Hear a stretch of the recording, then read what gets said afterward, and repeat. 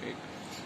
Female, married 2 years, mm, and she has presented for the complaint of not conceiving in 2 years.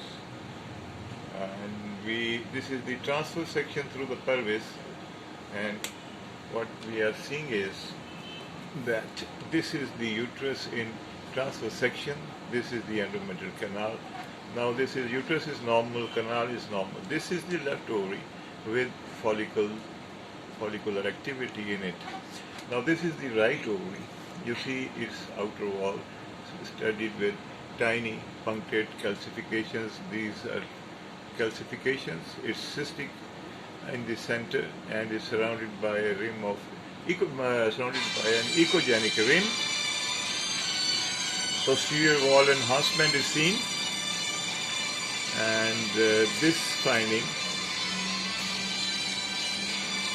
Now this is the longitudinal section. The uterus is normal. I have magnified it, that's why maybe having some other impression.